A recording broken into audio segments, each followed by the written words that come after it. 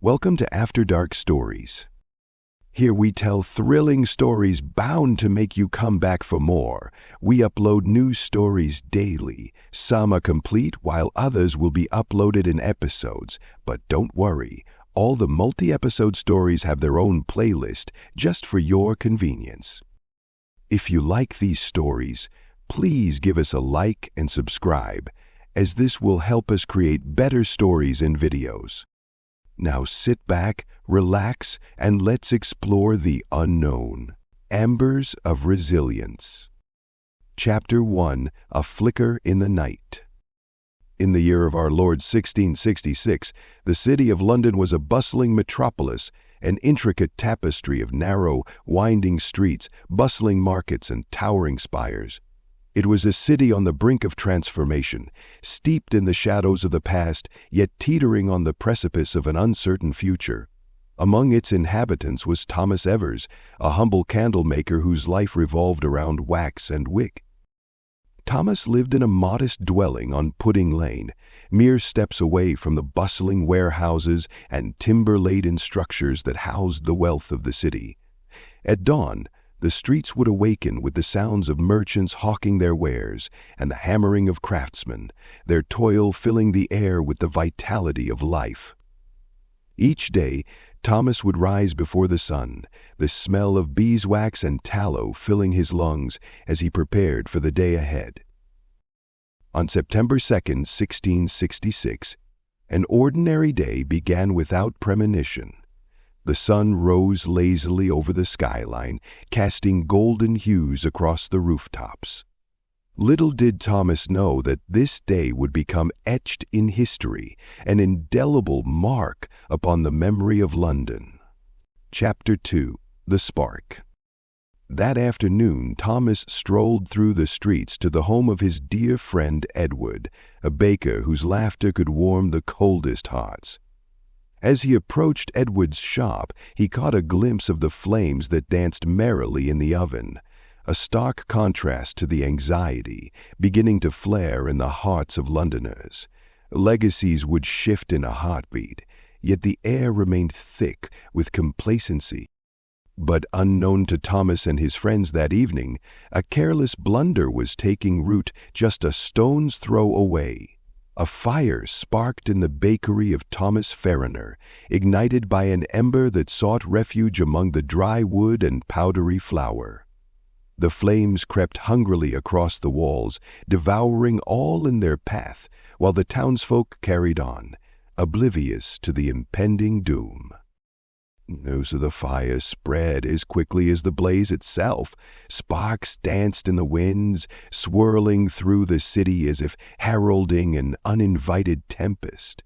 Thomas continued to enjoy the warmth of friendship and bread, blissfully unaware of the chaos unfurling just around the corner. Chapter 3, The Flames of Chaos.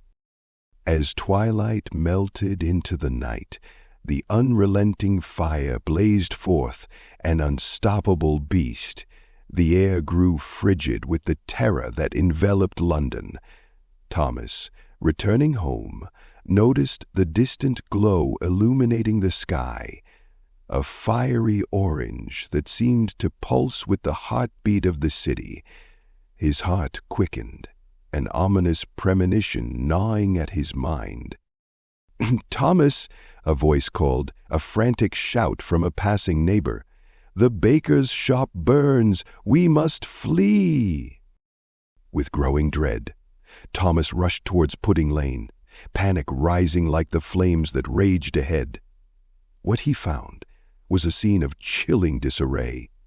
Panic-stricken citizens raced through the streets, their faces ghostly pale, as flames consumed everything in their path.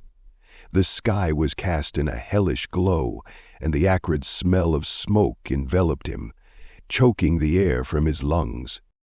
Chaos reigned supreme. The fire spread with a merciless hunger through the heart of the city. Thomas could only watch as the inferno claimed his neighborhood, transforming homes into charred husks in mere moments. He clasped his hands, feeling the weight of despair clawing at his heart. "Help! Find the children!" a woman cried. Thomas was propelled into action, grabbing the nearest hand and sprinting toward the chaos. His feet pounded against the cobblestones, navigating a terrain now altered into a treacherous landscape. Chapter 4: Resilience in the Face of Destruction. The inferno raged on, unchecked and unrestrained. Families stumbled from their homes, clutching their belongings amidst the terror. Thomas, guided by instinct and compassion, dove into the chaos, his eyes scanning the flames for signs of life. He stumbled upon a small child, separated from her frantic mother. "Come, quick!" he urged, sweeping the child into his arms. They raced through the lethal currents of heat and debris, narrowly escaping collapsing walls and flaring embers. With every step, Thomas felt the weight of London upon his shoulders, a burden that compelled him forward. The heat was oppressive, a physical manifestation of the fear pulsating through the crowd. They streamed toward the banks of the Thames, a desperate escape from the grips of the blaze. Upon reaching the river, Thomas deposited the child into her mother's arms, the tears streaming down her face mixed with the soot and ash, an emblem of their shared plight. All around, people congregated like lost souls, praising the providence of the themes that kept them alive. Chapter 5: The Aftermath. As dawn broke on the third day of the fire, the city lay in ruins. What once was a sprawling center of trade and culture had been reduced to embers and despair. The devastation was staggering. Thousands were left homeless, businesses lay in ashes, and the path of destruction wound like a scar through the heart of London. In the days that followed, subtle glimmers of humanity emerged among the rubble. Neighbors who had never spoken united to help one another, sharing meager supplies and offering shelter to the displaced. Thomas's candle shop, though charred, still held some remnants of hope. He salvaged what he could, molds and tools, remnants of a craft that would help rebuild lives.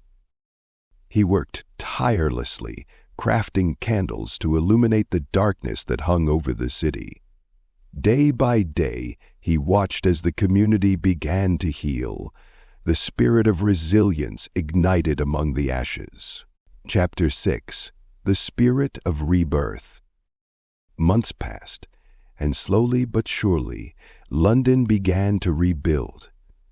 In this act of reconstruction, Thomas saw the threads of hope weaving through the lives of people. They came together, pooling their resources, sharing knowledge. Builders, architects, and artisans rallied, envisioning a better city, one that could withstand future calamities. Through hardship, Thomas forged friendships anew. Edward, the baker, alongside others, set about establishing a market, a place not just for trade, but for regeneration. Each structure erected was a testament to human spirit, and Thomas worked diligently to illuminate their paths, each candle standing vigil against shadows. Life in London resumed with renewed vigor. The very streets that had once echoed with panic now reverberated with laughter, the chatter of vendors and the sounds of children playing in the light. The fire had taken much, yet it had unearthed an unquenchable flame, an ember of resilience that thrived in the hearts of the citizens. Chapter 7: Legacy of the Flames. By the time the city resurrected from its destruction, Thomas had become something more than a candle maker. He became a symbol of endurance, a reminder that even in darkness, light could emerge. As he lit candles in honor of the lost, so too did he honor the spirit of those who had risen to the challenge, who had rebuilt their lives, and who had unified amid adversity. The banks of the Thames, once marred by despair, now featured quaint markets and thriving stalls that celebrated life. As Thomas passed through the streets, he witnessed firsthand the families reclaiming their joy, rebuilding their stories amidst the ashes of the fire. He remembered the faces lost to the flames, the echo of their hopes lingering like the faint scent of smoke.